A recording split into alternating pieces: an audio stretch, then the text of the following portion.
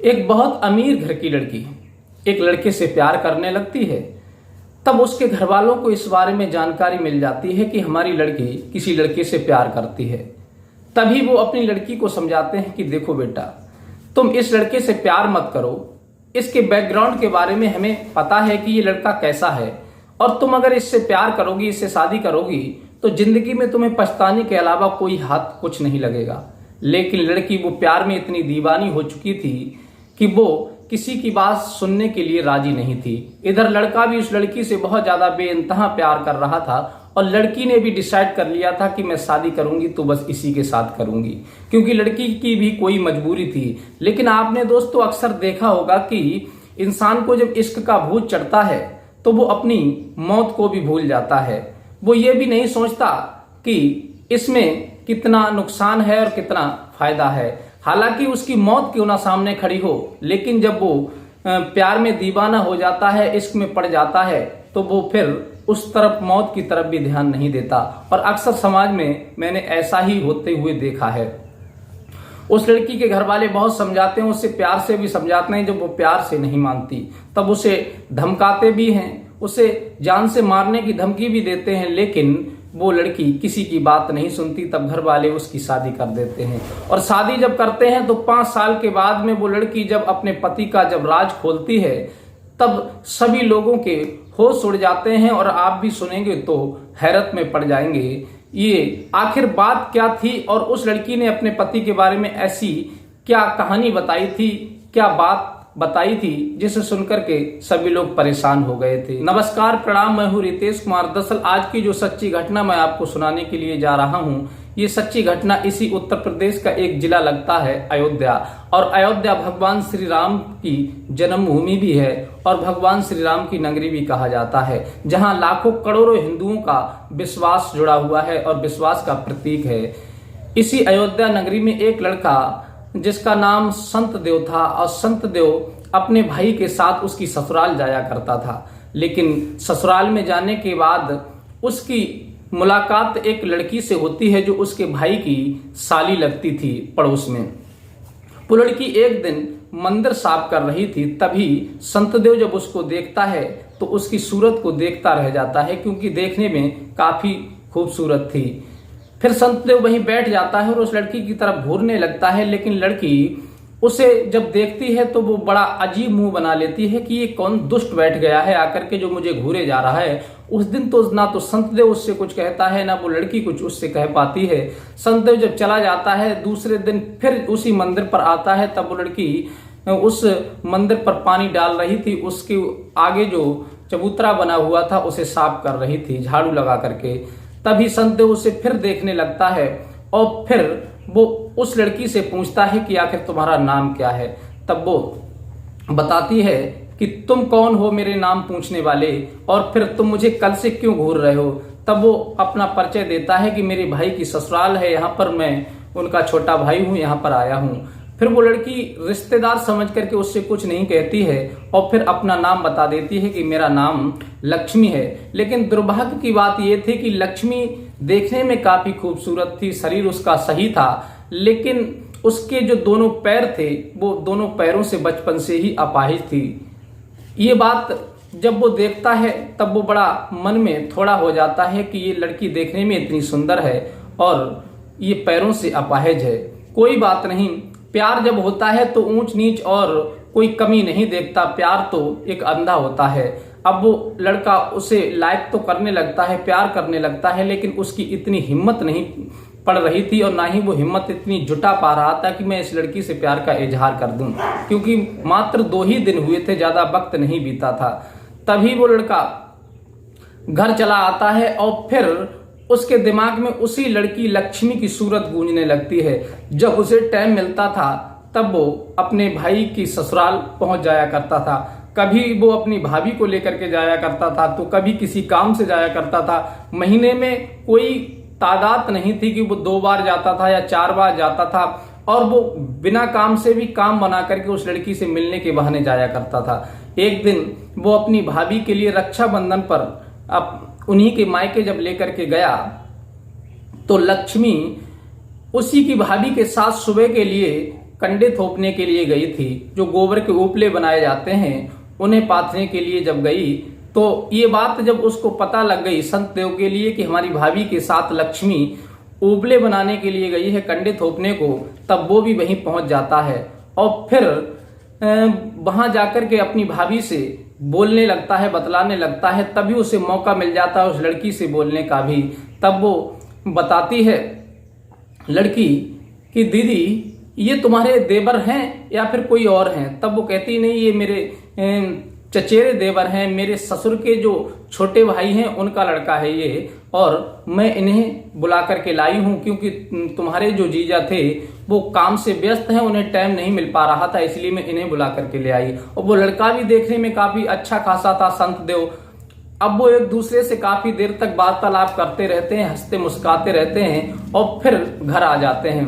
धीरे धीरे यूं ही उनकी मुलाकात होती रहती है एक दूसरे के साथ में। काफी वक्त बीत जाता है।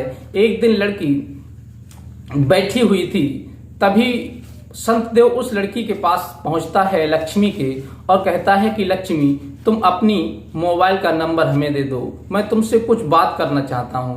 लक्ष्मी कहती है कि मेरे पास कोई मोबाइल ही नहीं है, मैं तुम्हें कहां से नंबर दे दूं, क्योंकि लक्ष्मी जो थी वो बीए फर्स्ट ईयर में उस समय पढ़ रही थी। अब लक्ष्मी जब मोबाइल नंबर देने के लिए मना करती है, तब वो देख लेता है कि लक्ष्मी के पास में छोटी वाली मोबाइल, कीपैड मोबाइल रखी हुई थी। तभी वो कहता है कि तुम हमसे मना कर रही हो कि मोबाइल नहीं है, फिर ये क्या है? तब वो कहती है कि मोबाइल तो है लेकिन मैं तुम्हें नंबर दूंगी नहीं।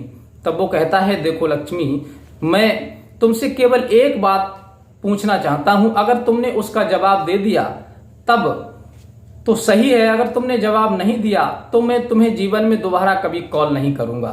तब वो लड़की उस लड़के की बात सुनती है और संतुष्ट हो जाती है। तब वो अपनी मोबाइल का नंबर दे देती है। फिर कुछ देर के बाद में संत देव उसी लक्ष्मी के फोन पर फोन लगाता है और कहता है मैं जिस दिन से तुमको देखा है उस दिन से मुझे तुमसे प्यार हो गया है और फिर मैं तुमसे बहुत ज्यादा प्यार करता हूं और तुमसे शादी करना चाहता हूं। लक्ष्मी कहने लगी कि मैं तुमसे शादी कैसे कर सकती हूं, मेरे तो दोनों पैर नहीं है, मैं अपाहिज हूं। सतदेव कहता है कि मुझे इस बात से कोई मतलब नहीं है, तुम्हारे पैर हो या ना हो, लेकिन मैंने प्यार तो दिल से किया है, तुम्हारे पैरों से नहीं किया है। लड़की इस बात को सुनकर के थोड़ी नर्वस हो जाती है, क्योंकि वो सोच रही थी कि लड़का देखने में अच्छा है और शरीर से भी अच्छा है, हाथ पैरों से भी कोई विकलांग नहीं है, हो सकता है कि ये हमारा भार उठा ले, हमें कमा के खिला दे।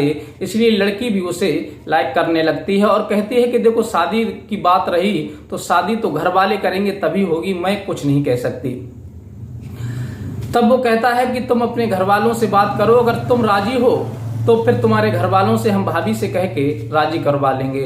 वो कहती है ठीक है, मैं तो राजी हूं, लेकिन घर वालों से बात करवा लेना। लड़की जब अपने घर वालों से बात करती है तब घर वाले उसके बैकग्राउंड को लड़के के पहले से जानते थे। वो तुरंत मना कर देते हैं कि बेटी तुम इसके साथ अगर शादी करोगी तो जीवन में पछताने के अलावा तुम्हें कुछ हाथ नहीं लगेगा, इसलिए इससे शादी मत करो। क्योंकि उसके घर वाले जानते थे कि ये लड़का बहुत ही ज्यादा गरीब परिवार से है, इसकी स्थिति इतनी गरीब है कि इसके घर में एक टाइम के लिए खाने को भी नहीं है। ये बात जब लड़की के लिए वो बताते हैं तो लड़की उन पर विश्वास नहीं करती और फिर किसी की बात नहीं मानती। फिर वो अपनी बड़ी बहन से कहती है, सत्यदेव की भाभी से, हमारे घर वालों को तुम राजी कर लो और हम एक दूसरे से प्यार करते हैं, हम एक दूसरे से शादी करना चाहते हैं। वो लड़की कहती है कि ठीक है, हम तुम्हारे घर वालों से बात करेंगे। तब लक्ष्मी संतदेव से एक बात और कह देती है कि देखो संतदेव, जब तक हमारी शादी नहीं हो जाती तब तक तुम यहाँ पर आना बंद कर दो, क्योंकि जब तक घर वाले राजी नहीं हो जाएंगे तब तक हम तुमसे शादी नहीं कर सकते और तुम यहाँ बार बार आओगे तो फिर ये अच्छा नहीं लगेगा। और घर वाले जब राजी हो जाएंगे तो बारात लेकर के आना और मुझे यहाँ से लेकर के चले जाना। ये बात वो भी लड़का बहुत अच्छी तरह से निभाता है और 5 साल तक वो अपने भाई की ससुराल यानी लक्ष्मी के मायके नहीं जाता है और 5 साल इंतजार करता रहता है। इधर लक्ष्मी अपने घर वालों से कहती है, लेकिन घर वाले मना कर देते हैं, लक्ष्मी को डांटते हैं, दबराते हैं, यहाँ तक कि मारने के लिए उसकी गर्दन पर हंसिया भी रख देते हैं, लेकिन लक्ष्मी फिर भी नहीं मानती, अपनी जिद पर अड़ी रहती है। यूं ही वक्त बीतता चला जाता है। धीरे धीरे सभी लोग समझ जाते हैं कि ये लड़की मानने वाली नहीं है, अब जो भी है इसकी शादी कर दो। फिर उनकी शादी कर दी जाती है। 2014 से उनका प्यार स्टार्ट हुआ था और 2019 में उन लक्ष्मी और संत देव की शादी हो जाती है।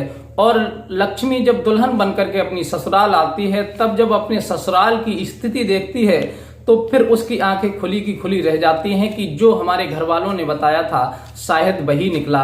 क्योंकि उस संत देव के घर पर केवल फूस का एक छप्पर पड़ा हुआ था, रहने के लिए जगह भी नहीं थी, एक झोपड़पट्टी बनी हुई थी और वो कोई काम धंधा नहीं करता था लड़का, वो केवल दिहाड़ी पर मेहनत मजदूरी करता था। इस प्रकार से वो रहते रहे। धीरे धीरे यूं ही वक्त बीतता चला जाता है। दोनों कहते हैं कि गरीबी और अमीरी तो अलग की बात है, केवल दोनों पार्टनरों के बीच में सच्चा प्यार होना चाहिए। जो लोग सच्चे प्यार से अपनी जिंदगी को बिताते हैं वहां गरीबी और अमीरी महसूस नहीं होती। अब वो दोनों बड़े आनंद से अपना जीवन बिताने लगते हैं। लेकिन जब लड़की ने मीडिया वाले को अपना इंटरव्यू दिया तो उसने रो रो करके बताया कि हमारी स्थिति इतनी बिगड़ती चली गई कि आज अगर एक छाक हम खाना खा लेते थे तो दूसरी छाक के लिए, दूसरे टाइम के लिए हमें सोचना पड़ता था कि आखिर शाम के लिए हमें खाने के लिए कहाँ से लाना है। कभी कभी इनका काम नहीं लगता था तो कभी लग जाता था। और उसी बीच वो प्रेग्नेंट हो जाती है, एक बच्ची भी उसके पैदा होती है। तब उसकी हालत इतनी गंभीर हो जाती है और संत देव के पास कोई भी पूंजी नहीं थी। तब उसी लक्ष्मी के घर वाले जो रुष्ट थे उससे, वो उस लक्ष्मी का इलाज कराते हैं, यहाँ तक कि उसे ब्लड देने की भी जरूरत पड़ती है। तब वो उसका भाई लक्ष्मी का उसे ब्लड दे करके अपनी बहन को स्वस्थ कराता है और बच्ची जब पैदा हो जाती है, दोनों स्वस्थ हो जाते हैं। तब बच्ची कुछ सियानी होती है तो वो अपनी ननिहाल जाकर के रहने लगती है। अब वो बच्ची कभी कभी आती है और वो अपने माँ बाप से कहती है कि मुझे गरीबी में नहीं रहना है और मुझे तो नाना नानी के घर रहना है, वो बहुत अमीर लोग हैं, वहाँ बहुत सारी सुख सुविधाएं हैं। अब वो दोनों लोग उस परिस्थिति से गुजर रहे हैं और अपने जीवन को यापन कर रहे हैं बड़े आनंद के साथ में। और वो लड़की लक्ष्मी दोनों पैरों से अपाहिज है, लेकिन वो अपने अंदर इतना हौसला और जज्बात लिए हुए है कि वो अपनी बेटी को पढ़ाना चाहती है, डॉक्टर बनाने का ख्वाब देख रही है। और इसी बीच जब वो अपनी गरीबी को देखते हुए यूट्यूब पर जब वीडियो देखती है, तब उसने एक डांस यूट्यूब बनाया है जिसमें वो डांस करती है उन्हीं अपाहिज पैरों से। कहते हैं कि मेहनत करने वालों की कभी हार नहीं होती, इसलिए इंसान को मेहनत करनी चाहिए और कभी भी किसी के आगे हाथ नहीं फैलाने चाहिए। जो इंसान मेहनत करता है उसे सफलता एक दिन जरूर मिलती है। अब लक्ष्मी डांस करके वीडियो बनाती है और यूट्यूब पर डालती है, उससे जो भी पैसा उसका प्रॉफिट होता है उससे वो अपनी जीविका चला रही है। हालांकि इतना पैसा उसके पास नहीं एकत्र हुआ है जो अपना मकान बनवा सके, अपनी लाइफ स्टाइल को चेंज कर सके।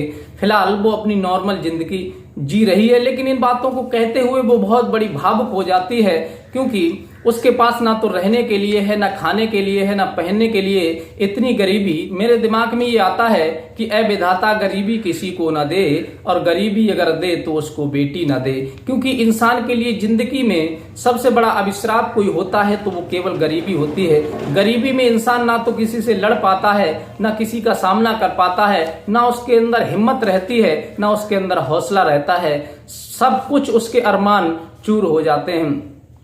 इसलिए इंसान के लिए हौसले के साथ और बड़ी अच्छी तरह से सोच समझ के अपनी जिंदगी में आगे कदम बढ़ाना चाहिए। लक्ष्मी और संत देव बड़े आनंद के साथ रह तो रहे हैं, लेकिन वो इतनी बड़ी परेशानी से गुजर रहे हैं, इतनी बड़ी गरीबी से गुजर रहे हैं कि शायद ही कोई उनकी तरह इस परिस्थिति से गुजरता होगा। तो साथियों, क्या संत देव ने उस अपाहिज लड़की के साथ शादी करके अच्छा किया या गलत किया, या फिर उस लड़की ने उस गरीब परिवार में आकर के अपने पति के साथ रहना डिसाइड किया? जो भी उसने किया, अपनी राय हमें कमेंट में दे सकते हैं। और ये घटना आपको अच्छी लगी हो, कहानी अच्छी लगी हो, तो प्लीज हमारे चैनल को लाइक सब्सक्राइब कर दीजिए और हमारे चैनल को सपोर्ट कीजिए और अपने यार दोस्तों को भी ये वीडियो शेयर कीजिए और अपने भाई को दीजिए इजाजत। मिलते हैं इसी प्रकार की कोई नेक्स्ट वीडियो के साथ, नेक्स्ट कहानी के साथ। तब तक के लिए नमस्कार।